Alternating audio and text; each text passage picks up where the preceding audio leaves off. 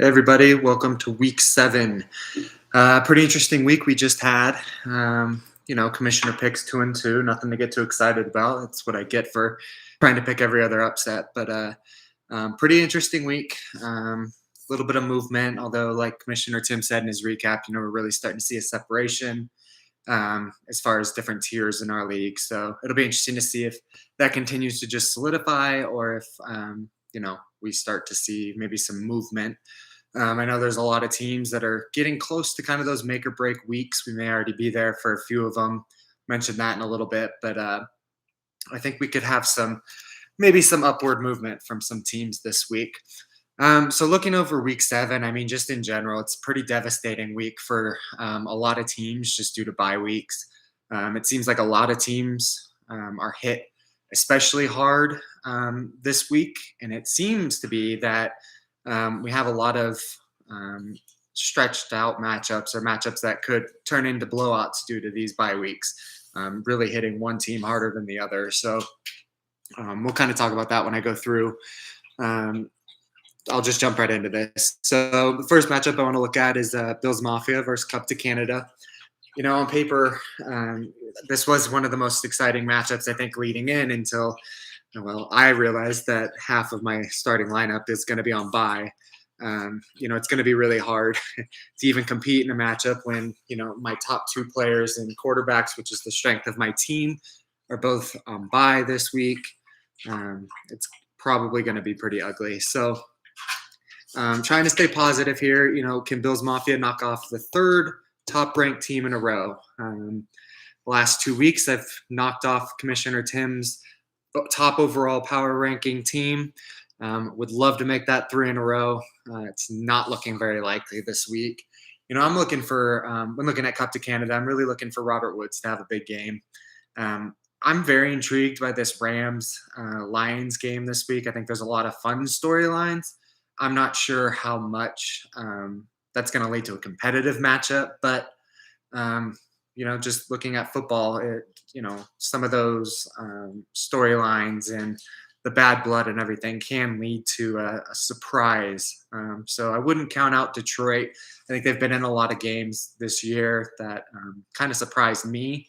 So I think the Rams have enough talent that they can overcome that. But at the same time, I think both teams are going to have fantasy relevant players this week. And I'm looking for Robert Woods to have a big game. It's kind of the Matthew Stafford justify his trade kind of game. So that'll be something interesting to watch. For Bills Mafia, a win this week would likely be just seeing A.J. Brown be competitive again. He had a pretty solid performance against the Bills. It would be nice to see him be able to back that up this week and hopefully just turn into that kind of plug it and play, set it and forget it kind of player that he should be. Looking at a prediction, I mean, this is going to be another week, another pick for Cup to Canada. It seems like Eves has broken that commissioner's curse and is just continuing to roll through wins. Although I think with no buys, I think this could be a competitive. I think it is a competitive matchup, especially on paper. I'm looking forward to her Week 14 rematch. I think that'll be pretty telling leading into playoffs. But this week, I mean, I don't think this one's going to be very close. If it is, I would think it would have to be just a devastating week for Eves, and I don't see that happening. So, Cup to Canada is going to get the win. All right, next up, I'm looking at Chota versus the Washington Fantasy Football Team. Like I said earlier, I'm excited to see Matthew Stafford's performance this week. The Detroit defense is pretty bad. Although I think, like I said, I think they could step up. I think everyone's going to have a pretty good game this week in that matchup.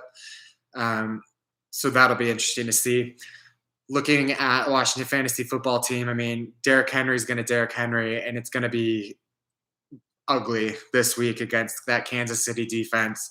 Everybody seems to be tearing up Kansas City. He's making good defenses look bad. I can only imagine what he's going to do to a bad defense. I think the only chance for Kansas City is that Chandler Jones is coming back. So I don't know that that's going to matter enough, but to get that stud back on your defense, can only help. For Chota, this is a very difficult week for buys, like I've been saying throughout. We're likely looking at a one-sided result here, probably looking at a blowout. Um, but looking for positives, I mean, it would be nice to see a strong DK Metcalf performance. Started the year slow, now has had bad circumstances with the Russell Wilson injury. Geno Smith did not look as, promising as he looked when we first saw him after that injury. So hopefully they can step it up and make DK the player that he should be.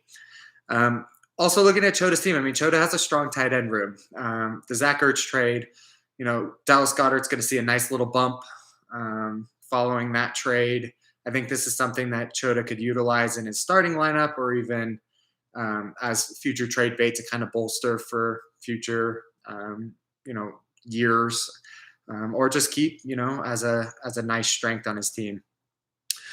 Commissioner pick is going to be the Washington fantasy football team. Like I said, I don't know that this one's going to be close, but there's a lot of, things you're looking at within these matchups for kind of future projections and how, all of our teams in our league are going to look down the line. So I'm starting to kind of look at, individual players to see if their slow starts are something to be expected throughout the year, or if players are going to turn it around and give us more of what we've expected.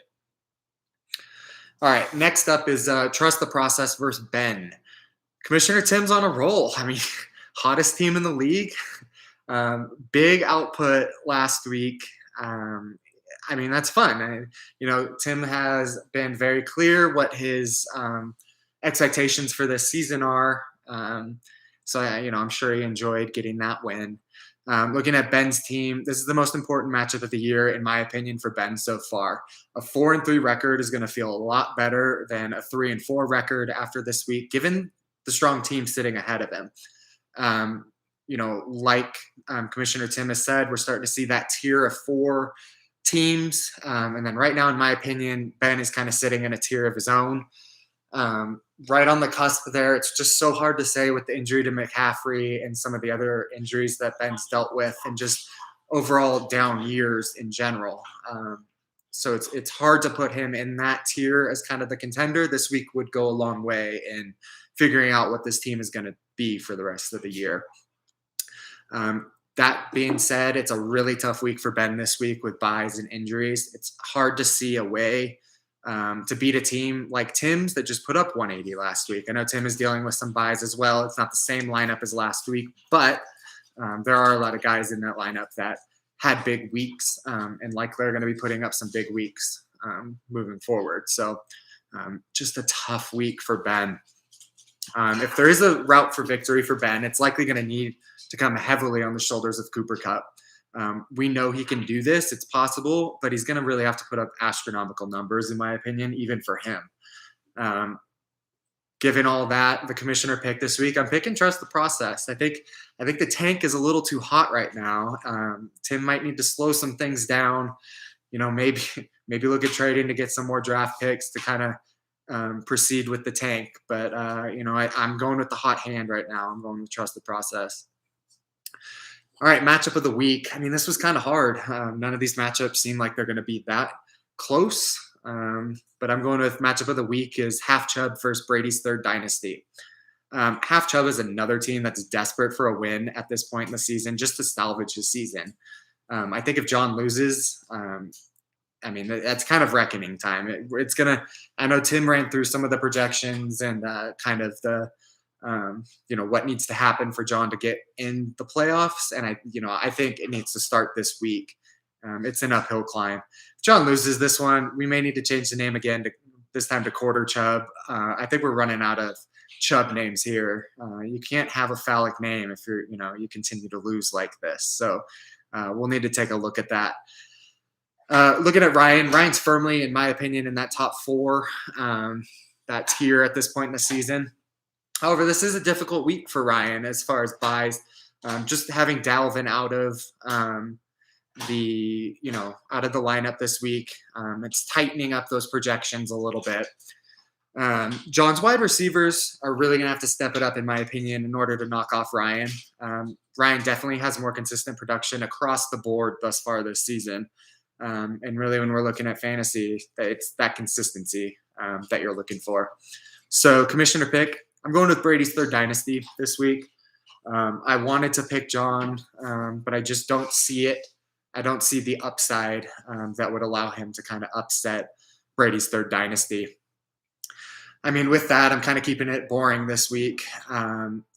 Picking the favorites, picking those projection favorites, but I don't know. I just don't see avenues for these other teams. Ryan has some exciting wide receivers, and then I kind of alluded to this earlier. I'm looking at some of these fun players to watch this season, looking at future seasons, and especially on his team. I think there's some fun guys, the Jamar Chases and stuff like that, that are going to continue to carry his team this year and in the future years. All right, future watch. I'm going to look at Matt Corral. I'm not sure how to pronounce this, but the quarterback out of Ole Miss.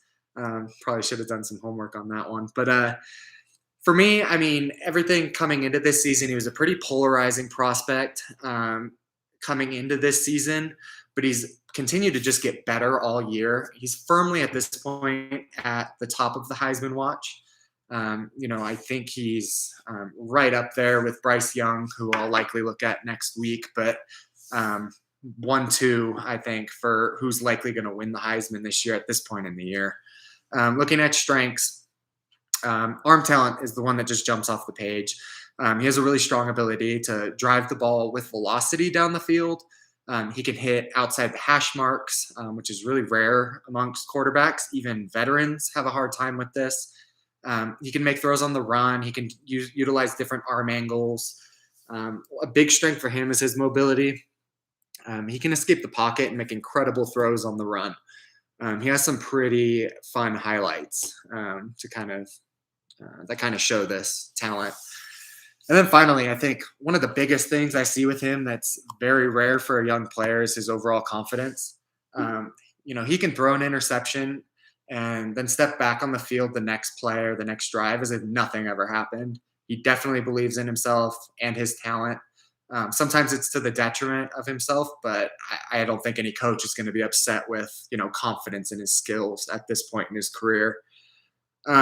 Looking at weaknesses, areas of improvement, I think risk management, going in with that confidence.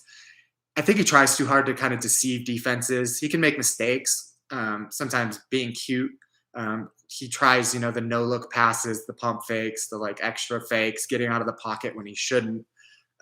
Just some things that I think could be really frustrating for a coach and eventually a new team. Decision-making seems like something that he needs to work on. It seems like he can trust his arm too much. It's a great arm, but at the same time, it seems like he thinks he can fit the ball into kind of the smallest of windows. He also stares down his receivers a little too much and allows defenses to jump on his routes. And then finally, I think just overall inconsistencies. When looking at his stats, it's very rare that, he has a bad game. But it appears that his struggles can sometimes come in waves or groups. While he's consistent overall, when he gets off his game, it can take him out of the whole game. And he could just have an awful performance statistically. So, again, I mention it every week with the quarterbacks, but they're likely going to a team that doesn't have a strong O-line, doesn't have strong receivers. You just can't bank on that. So being able to deal with some of those things and overcome them and, not become over-reliant on your own talent is something that all young quarterbacks have to work on. But at least for him, I like the confidence. I think that will help him overcome some of his weaknesses. All right, well, that's it for me. Went 2-2 last week, looking for that 4-0. I think this is probably the week I'll get it again, just given the disparity between a lot of our matchups. But hopefully I'm surprised. It would be nice to see some upsets and, mix up those power rankings again for Tim. All right, everyone. Have a good rest of your week. Enjoy the game tonight, and I will see you all next week. Later.